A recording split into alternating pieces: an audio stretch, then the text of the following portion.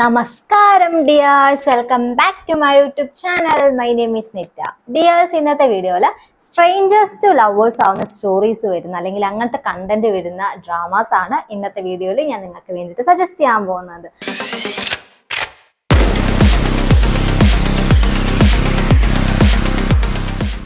First ഡ്രാമയാണ് melting me softly. 2019 release ആയിട്ടുള്ള നല്ലൊരു റൊമാൻറ്റിക് ആയിട്ടുള്ള ഡ്രാമയാണ് കേട്ടോ മെൽറ്റിംഗ് മീ സോഫ്റ്റ്ലി എന്ന് പറയുന്നത്.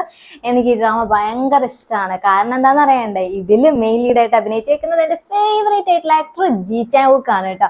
അപ്പൊ ജി ചാൻ വുക്കും അതേപോലെ തന്നെ ജി ചാൻ വുക്കിന് പെയറായിട്ട് ഇതിൽ അഭിനയിച്ചേക്കുന്നത് വൺജിന എന്ന് പറയുന്ന ഒരു സൗത്ത് കൊറിയൻ ആക്ട്രസും ആണ് കേട്ടോ. അപ്പൊ ഇവരുടെ കെമിസ്ട്രി ഒക്കെ ഇതിൽ കാണാനായിട്ട് ഭയങ്കര രസമാണ്, ഭയങ്കര ക്യൂട്ടാണ് രണ്ടുപേരെയും കാണാൻ വേണ്ടിയിട്ട് കേട്ടോ. ഓക്കെ, അപ്പൊ ഇതില് ഡ്രാമ സ്റ്റാർട്ടിങ്ങിൽ ഇവര് ഭയങ്കര സ്ട്രേഞ്ചേഴ്സ് എന്ന് ഞാൻ പറയുകയാണെങ്കിൽ ഇവന്റെ കമ്പനിയിലെ ഒരു എംപ്ലോയി ആണ് നമ്മുടെ കഥയിലെ നായിക കേട്ടോ. പക്ഷെ യാതൊരുവിധ ബന്ധവും വലിയ കണക്ഷനും കാര്യങ്ങളൊന്നും ഇല്ല, ജസ്റ്റ് അറിയാമെന്ന് മാത്രം കേട്ടോ. പക്ഷെ പിന്നീടാണ് ഇവർ ഭയങ്കര ക്ലോസ് ആവുന്നത്, പിന്നീടൊക്കെയാണ് ഇവർ ഇഷ്ടപ്പെടുകയും ചെയ്യുന്നത് കേട്ടോ. സ്റ്റോറി എന്താന്ന് വെച്ചാലുണ്ടല്ലോ, ഇതിലുണ്ടല്ലോ ഒരു ഫ്രീസ് എക്സ്പെരിമെന്റ് ചെയ്യാണ് കേട്ടോ. അതായത് നമ്മള് കഥ ഇപ്പൊ എങ്ങനെ പറഞ്ഞു തരാന്ന് വെച്ചാല്, ഇതിലൊരു സയന്റിസ്റ്റ് ഒരു എക്സ്പെരിമെന്റ് നടത്തുകയാണ്. അപ്പൊ അതില് ആ ഒരു എക്സ്പെരിമെന്റിന് ചെയ്യാൻ വേണ്ടിയിട്ട് ധൈര്യത്തോട് മുന്നോട്ട് വരുന്നത് നമ്മുടെ കഥയിലെ നായകനാണ്. പിന്നെ ഇവൻ പറഞ്ഞിട്ടാണ് നമ്മുടെ കഥയിലെ നായികയും ആ ഒരു എക്സ്പെരിമെന്റ് ചെയ്യാൻ വേണ്ടിയിട്ട് റെഡി ആവുന്നത് കേട്ടോ. അപ്പോൾ ആ ഒരു എക്സ്പെരിമെന്റ് ചെയ്തതോട് കൂടിയിട്ട് ഇവര് എന്താ സംഭവിക്കുന്നതെന്ന് വെച്ചാൽ, ട്വിസ്റ്റ് ആയിട്ട് ഒരു ദിവസം എക്സ്പെരിമെന്റ് ആണ് ഇവര് പ്രതീക്ഷിക്കുന്നത്. പക്ഷേ ആ ഒരു ലൈഫ് ആകെ ട്വിസ്റ്റ് സംഭവിച്ചിട്ട് ഇതില് ആ ഒരു എക്സ്പെരിമെന്റ് 20 കൊല്ലം നീളാണ് ചെയ്യുന്നത് കേട്ടോ. അപ്പൊ ആ ഒരു 20 കൊല്ലം ഇവർ ആ ഒരു ഫ്രീസറിന്റെ ഉള്ളിലാണ് ഇരിക്കുന്നത്. അതാണ് ആ ഫ്രീസർ എക്സ്പെരിമെന്റ് എന്ന് പറയുന്നത് കേട്ടോ. അപ്പൊ നിങ്ങളൊന്ന് ആലോചിച്ച് നോക്കൂ, ഒരു ദിവസത്തേക്ക് വേണ്ടിയിട്ടാണ് അവർ ആ ഒരു എക്സ്പെരിമെന്റ് ചെയ്യാൻ വേണ്ടിയിട്ട് റെഡി ആയത്. പക്ഷേ അൺഎക്സ്പെക്റ്റഡ് ആയിട്ട് 20 കൊല്ലത്തിന് ശേഷമാണ് അവർ എണീക്കുന്നത് കേട്ടോ. അപ്പോൾ നിങ്ങളൊന്ന് ആലോചിച്ച് നോക്കൂ, ഭയങ്കര വേൾഡ് തന്നെ ചേഞ്ച് ആയില്ലേ. കാരണം പക്ഷെ എണീച്ച് കഴിഞ്ഞപ്പോൾ അവരുടെ ആ ഒരു രൂപമൊന്നും ഒരു വ്യത്യാസവും ഇല്ല. പക്ഷെ അവരുടെ ഫാമിലീസ് ഒക്കെ ആകെ മാറിപ്പോയിട്ടോ. അച്ഛനമ്മയൊക്കെ ഭയങ്കര വയസ്സായിപ്പോയി, ലൈഫൊക്കെ ആകെ ടോട്ടലി ചേഞ്ച്ഡ് ആയി. അപ്പൊ അത് അവരെങ്ങനെയായിരിക്കും അക്സെപ്റ്റ് ചെയ്യുന്നത്? ആ ഒരു 20 കൊല്ലം, അവരുടെ ആ ഒരു 20 കൊല്ലം യൂത്താണ് അവർക്ക് നഷ്ടമായിരിക്കുന്നത് കേട്ടോ. അപ്പൊ ആ ഒരു സമയം അവർക്ക് പോയി, അത്രയും സമയമില്ലല്ലോ. 50 സംതിങ് ഏജിലായിരിക്കും നമ്മുടെ കഥയിലെ നായകൻ ചെന്ന് എത്തുന്നത് കേട്ടോ. അപ്പൊ പിന്നീട് ഉണ്ടാകുന്ന സ്റ്റോറീസ് ഒക്കെയാണ് ഈ ഡ്രാമയിൽ പറയുന്നത് കേട്ടോ. അപ്പൊ എങ്ങനെ നിങ്ങൾക്കൊരു ക്യൂരിയോസിറ്റി ഇല്ല ഇത് കേൾക്കുമ്പോൾ തന്നെ? അപ്പൊ ഭയങ്കര ഇൻട്രസ്റ്റിങ്ങോട് കൂടിയിട്ട് കാണാൻ പറ്റിയിട്ടുള്ള ഒരു ഡ്രാമയാണ് മെൽറ്റിംഗ് മീ സോഫ്റ്റ്ലി എന്ന് പറയുന്നത് കേട്ടോ. ഇതിൽ ഓരോ ഇമോഷൻസ് ആയാലും ഭയങ്കര കോമഡിയും കൂടിയാണ് കേട്ടോ ഈ ഡ്രാമ. കാരണം ഒരുപാട് കോമഡി ആർട്ടിസ്റ്റുകൾ ഇതിൽ ആക്ട് ചെയ്തിട്ടുണ്ട്. അതേപോലെ തന്നെ ജി ചാൻ വുക്കിനെ പിന്നെ നിങ്ങൾക്ക് അറിയായിരിക്കുമല്ലോ, അദ്ദേഹത്തിന്റെ സീരിയസ് ആയിട്ടുള്ള എക്സ്പ്രഷനും കോമഡി ആയിട്ടുള്ള എക്സ്പ്രഷനും, അതായത് അദ്ദേഹത്തിന്റെ ആ ഒരു കോമഡി സൈഡും കൂടി അദ്ദേഹം ഇതിൽ ആക്ട് ചെയ്തിട്ടുണ്ട്. അപ്പോൾ അതൊക്കെ കാണാനായിട്ട് ഭയങ്കര രസമാണ് കേട്ടോ. അപ്പൊ എങ്ങനെ നിങ്ങൾക്ക് ഭയങ്കര എന്റർടൈൻമെന്റോട് കൂടിയിട്ട് കാണാൻ പറ്റിയിട്ടുള്ള ഒരു ഡ്രാമയാണ് മെൽറ്റിംഗ് മീ സോഫ്റ്റ്ലി എന്ന് പറയുന്നത്. ടോട്ടലായിട്ട് 16 എപ്പിസോഡ്സ് ആണ് കേട്ടോ ഉള്ളത്. ഡിയേഴ്സിന്റെ സെക്കൻഡ് ഡ്രാമയാണ് 2022 റിലീസ് ആയിട്ടുള്ള എക്സ്ട്രാ ഓർഡിനറി ആന്റോണി വു എന്ന് പറയുന്നത് കേട്ടോ. ഈ ഡ്രാമ ചിലവർക്ക് അറിയുന്നുണ്ടായിരിക്കും, ചിലവർക്ക് അറിയുന്നുണ്ടായിരിക്കില്ല. കാരണം ഇത് എനിക്ക് തോന്നുന്നു ഭയങ്കര പോപ്പുലാരിറ്റി നേടിയിട്ടുള്ള ഒരു ഡ്രാമയാണ് എക്സ്ട്രാ ഓർഡിനറി ആന്റോണി വു എന്ന് പറയുന്നത് കേട്ടോ. അപ്പൊ ഇതിൽ മെയിൻ ലീഡായിട്ട് അഭിനയിച്ചേക്കുന്നത് നമ്മുടെ പാക് യോംബിൻ എന്ന് പറയുന്ന സൗത്ത് കൊറിയൻ ആക്ട്രസ് ആണ്. അപ്പൊ ഞാൻ ഈ പറഞ്ഞ പോലെ തന്നെ ഇതില് ഫിനോമിനൽ ആയിട്ടുള്ള, അതായത് ഭയങ്കര സ്ട്രോങ് ആയിട്ടുള്ള ഒരു ലേഡി പെർഫോമൻസ് ആണ് ഈ ഡ്രാമ ഫുൾ ആയിട്ട് നമ്മൾ കാണുന്നത് കേട്ടോ. അപ്പൊ പാക് യോംബിൻ എന്ന് പറയുന്ന സൗത്ത് കൊറിയൻ ആക്ട്രസ് ഇതിൽ ആക്ട് ചെയ്തേക്കുന്നത് ഓട്ടിസം ബാധിച്ചിട്ടുള്ള ഒരു യങ് വുമൺ ആയിട്ടാണ് കേട്ടോ. അപ്പൊ നിങ്ങളൊന്ന് ആലോചിച്ച് നോക്കൂ, അങ്ങനെ അഭിനയിക്കുമ്പോൾ എന്തോരം ചലഞ്ചസുകളായിരിക്കും ആ ഒരു ആക്ട്രസ് നേരിട്ടിട്ടുണ്ടാവുക അല്ലെ. ഇത് ആക്ട് ചെയ്തതിന് ആ ഒരു ആക്ട്രസിന് ബെസ്റ്റ് ആക്ട്രസ് അവാർഡ് വരെ കിട്ടിയിട്ടുണ്ട് കേട്ടോ. അപ്പൊ അങ്ങനെ ഭയങ്കര പോപ്പുലർ ആയിട്ടുള്ള ഒരു ഡ്രാമയാണ് എക്സ്ട്രാ ഓർഡിനറി ആന്റോണി വു എന്ന് പറയുന്നത്. ആ ഒരു ടൈറ്റിൽ പറഞ്ഞിരിക്കുന്ന പോലെ തന്നെ നമ്മുടെ കഥയിലെ നായിക ഇതിലൊരു ആന്റോണി, അതായത് ഒരു വക്കീലാണ് കേട്ടോ. ഭയങ്കര എക്സ്ട്രാ ഓർഡിനറി ആയിട്ടുള്ള ഐക്യമാണ് അവൾക്ക് ഉള്ളത്. ഭയങ്കര കേസും കാര്യങ്ങളൊക്കെ ഫുൾ ടൈം, അതായത് ഇങ്ങനെ നമ്മളിങ്ങനെ പറഞ്ഞുകൊണ്ടേയിരിക്കുന്നു പറയില്ലേ. അപ്പോ പെട്ടെന്ന് അവൾക്ക് ആൻസേഴ്സ് ഉണ്ടാവും, എല്ലാത്തിനും അവൾക്ക് ആൻസേഴ്സ് ഉണ്ടായിരിക്കും. ലോയൊക്കെ അവള് പെട്ടെന്ന് പറയും കേട്ടോ. അപ്പൊ എങ്ങനെ എല്ലാവരും ഒന്നിങ്ങനെ അന്തം വിളിച്ച് നോക്കി നിൽക്കും അവളുടെ ആ ഒരു കേസ് തെളിയിക്കുന്നതൊക്കെ കാണാൻ വേണ്ടിയിട്ട് കേട്ടോ. അപ്പൊ അങ്ങനെ ഒരു ക്യാരക്ടറിലാണ് ഈ ഒരു ആക്ട്രസ് അഭിനയിച്ചേക്കുന്നത്. പിന്നെ ഇതിൽ ഒരുപാട് സപ്പോർട്ടിങ് ക്യാരക്ടേഴ്സ് അഭിനയിച്ചിട്ടുണ്ട് കേട്ടോ. പിന്നെ പെയറായിട്ട് അഭിനയിച്ചിരിക്കുന്ന നമ്മുടെ മെയിൻ ലീഡായിട്ട് അഭിനയിച്ചേക്കുന്നത് കാങ്ടയോ എന്ന് പറയുന്ന സൗത്ത് കൊറിയൻ ആക്ടറാണ്. അപ്പൊ ആ ഒരു ആക്ടർ ഈ ഒരു ഡ്രാമയിലാണ് ഭയങ്കര ഫേമസ് ആയതും ആൾക്കാർ പെട്ടെന്ന് അദ്ദേഹത്തിന് തിരിച്ചറിയാനും തുടങ്ങിയത് കേട്ടോ. അപ്പോൾ എന്തുകൊണ്ടും അദ്ദേഹത്തിന്റെ കരിയറിലെ തന്നെ one of the best drama തന്നെയാണ് എക്സ്ട്രാ ഓർഡിനറി ആന്റണി വു എന്ന് പറയുന്നത്. ഇതിന് സെക്കൻഡ് സീസൺ ഉണ്ട് കേട്ടോ, പക്ഷെ അത് എന്നാണെന്ന് പോലും ആർക്കും അറിയില്ല. പക്ഷെ നമുക്കുണ്ടല്ലോ ഭയങ്കര സീരിയസ് ആയിട്ടുള്ള ഒരു സ്റ്റോറി ഞാൻ ഈ ഡ്രാമ ഫോളോ ചെയ്യുന്നത്. അപ്പൊ നമ്മൾ എങ്ങനെയും നമുക്ക് കണ്ടു കഴിഞ്ഞാൽ നമ്മൾ അഡിക്റ്റ് ആയി പോകും. കാരണം അടുത്ത എപ്പിസോഡിന് ഭയങ്കര ത്രില്ലിങ്ങോട് കൂടിയിട്ടായിരിക്കും നമ്മൾ ഇരിക്കുന്നത്. എന്തുകൊണ്ടാണെന്ന് ചോദിച്ചാൽ ഈ ആക്ടിംഗ് ഒക്കെ കൊണ്ട് തന്നെ ആയിരിക്കും. ആക്ടിംഗ് കൊണ്ടും ഇവരുടെ കെമിസ്ട്രി ഒക്കെ കൊണ്ട് തന്നെയാണ് കേട്ടോ. അപ്പൊ സെക്കൻഡ് സീസണിന് വേണ്ടിയിട്ട് ഞാൻ ഉൾപ്പെടെ എല്ലാവരും വെയിറ്റിംഗ് ആണ്. എന്നാണ് എന്ന് പോലും അവർ പറഞ്ഞിട്ടില്ല. 2025 ലാസ്റ്റ് ഒക്കെ ആയിട്ട് ഉണ്ടാവുമായിരിക്കും കേട്ടോ. ഓക്കെ, അപ്പൊ ഇതിൽ ടോട്ടലായിട്ട് 16 എപ്പിസോഡ്സ് ആണുള്ളത്.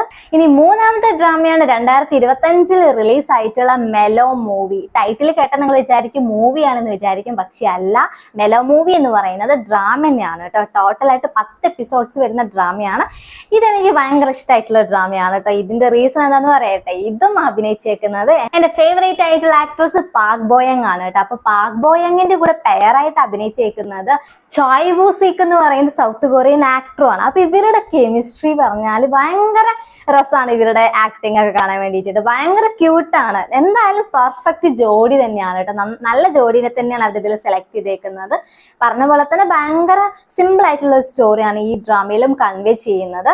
നമുക്കുണ്ടല്ലോ ഭയങ്കര റിയാലിറ്റി ആയിട്ട് നമുക്ക് ഫീൽ ചെയ്യും. അതേപോലെ തന്നെ ഓരോ സീനുകൾ കണ്ടാൽ ഭയങ്കര ജെന്യുവിൻ ആയിട്ടും ഹാർട്ട് ഫെൽറ്റും ആയിട്ടായിരിക്കും നമുക്ക് ഫീൽ ആവുന്നത് കേട്ടോ. ഓരോ ഡയലോഗ്സും ഭയങ്കര മീനിങ് ഫുൾ ആണ്. അപ്പൊ അതൊക്കെ കൊണ്ട് തന്നെ എനിക്ക് ഭയങ്കരമായിട്ട് ഇഷ്ടമായിട്ടുള്ള ഡ്രാമയാണ് മെലോ മൂവി എന്ന് പറയുന്നത് കേട്ടോ. പറഞ്ഞ പോലെ തന്നെ 10 എപ്പിസോഡ്സോളം, അതുകൊണ്ട് തന്നെ നിങ്ങൾക്ക് പെട്ടെന്ന് കംപ്ലീറ്റ് ആക്കാൻ പറ്റിയിട്ടുള്ള ഡ്രാമയാണ് മെലോ മൂവി എന്ന് പറയുന്നത്. ഇതിലും ഫസ്റ്റ് മുതൽ സ്റ്റാർട്ടിങ് മുതൽ ഇവർ തമ്മിൽ പരസ്പര സ്ട്രേഞ്ചേഴ്സ് ആണ് കേട്ടോ. പെട്ടെന്ന് അവളുടെ ലൈഫിലോട്ട് കയറി ചെല്ലുകയാണ് നമ്മുടെ കഥയിലെ നായകൻ. പിന്നീട് അവർ ക്ലോസ് ആവുന്നതും ഒക്കെയാണ് ഈ ഡ്രാമയിൽ പറയുന്നത്. അപ്പൊ അതൊക്കെ എങ്ങനെ ഉണ്ടാവും എന്നുള്ളത് നിങ്ങൾ കണ്ടെന്നെ അറിയണം കേട്ടോ. ഇനി ഫോർത്ത് ഡ്രാമയാണ് 2021 റിലീസ് ആയിട്ടുള്ള യൂത്ത് ഓഫ് മേ എന്ന് പറയുന്നത് കേട്ടോ. ഈ ഡ്രാമ കുറച്ച് സാഡ് ആയിട്ടുള്ള ഡ്രാമയാണ് കേട്ടോ. അത് ഞാൻ ആദ്യമേ പറയാണ്, പിന്നെ കണ്ടു കഴിഞ്ഞിട്ട് പിന്നെ ഇതാണോ എന്ന് നിങ്ങൾക്ക് തോന്നരുതല്ലോ. അത് വേണ്ടിയിട്ട് ഓൾറെഡി ഞാൻ പറയാണ്. പക്ഷെ കാണുമ്പോൾ തന്നെ നമുക്കൊരു സ്പെഷ്യൽ ഫീലിംഗ് ആണ് കിട്ടുന്നത് കേട്ടോ. എങ്ങനെ നമ്മൾ കണ്ടു കഴിഞ്ഞാൽ അത് കംപ്ലീറ്റ് ആക്കാണ്ട് നിങ്ങൾ അവിടെ നിന്ന് എണീക്കില്ല. ഓക്കെ, അങ്ങനെയുള്ള ഒരു ഡ്രാമയാണ് യൂത്ത് ഓഫ് മേ എന്ന് പറയുന്നത്. ഇതിലുണ്ടല്ലോ 1980 കാലഘട്ടത്തിലുള്ള ഒരു കപ്പിൾസിന്റെ സ്റ്റോറിയാണ് ഈ ഡ്രാമയിൽ പറയുന്നത് കേട്ടോ. മെയിൻ ലീഡ്സ് ആയിട്ട് അഭിനയിച്ചേക്കുന്നത് കിം മ്യൂൺ ഹി, ലീ ഡെ ഹ്വാൻ എന്ന് പറയുന്ന സൗത്ത് കൊറിയൻ ആക്ടറും ആക്ട്രസും ആണ് കേട്ടോ. ലീ ഡെ ഹ്വാൻ എന്ന് പറയുന്ന ആക്ടർ നിങ്ങൾക്ക് അറിയുന്നുണ്ടായിരിക്കുമല്ലോ. 18 അഗെയിനിലേക്ക് ആക്ട് ചെയ്തിട്ടുള്ള ആക്ടർ ആണല്ലോ. അപ്പൊ അതുകൊണ്ട് തന്നെ അദ്ദേഹത്തിന് നിങ്ങൾക്ക് ഇഷ്ടമാണെങ്കിൽ ഈ ഡ്രാമ നിങ്ങൾ കണ്ടേ പറ്റുള്ളൂ കേട്ടോ. കാരണം ഇതും അദ്ദേഹത്തിന്റെ കരിയറിലെ one of the best drama തന്നെയാണ് യൂത്ത് ഓഫ് മേ എന്ന് പറയുന്നത്. ഭയങ്കര നല്ലൊരു സ്റ്റോറി ലൈൻ തന്നെയാണ് ഈ ഡ്രാമ ഫോളോ ചെയ്യുന്നത്. ഞാൻ പറഞ്ഞ പോലെ തന്നെ സാഡും എല്ലാം കൂടി മിക്സഡ് ആയിട്ടുള്ള, സാഡ് ജോയ് ഇതെല്ലാം കൂടി മിക്സഡ് ആയിട്ടുള്ള ഡ്രാമയാണ് യൂത്ത് ഓഫ് മേ എന്ന് പറയുന്നത് കേട്ടോ. അപ്പൊ ഇതിലും ആ ഒരു റൊമാൻസ് ഒക്കെ കൺവേ ചെയ്യുന്നത് കാണാൻ തന്നെ ഭയങ്കര രസമാണ് കേട്ടോ. ഓരോ സീനുകളായിക്കോട്ടെ, ഇവർ തമ്മിലുള്ള ആ ഒരു റിലേഷൻഷിപ്പ് ആയിക്കോട്ടെ, ഇവർ തമ്മിൽ എങ്ങനെയാണ് പരസ്പരം പ്രണയത്തിലാവുന്നത് എന്നെല്ലാം മേക്ക് ചെയ്തേക്കുന്നത് കാണാൻ തന്നെ ഭയങ്കര രസമാണ് കേട്ടോ. അപ്പൊ അതുകൊണ്ട് തന്നെ നിങ്ങൾ ഈ ഡ്രാമ ഒന്ന് കണ്ടു നോക്കിക്കോളൂ കേട്ടോ. ടോട്ടലായിട്ട് 12 എപ്പിസോഡ്സ് ആണ് ഉള്ളത്.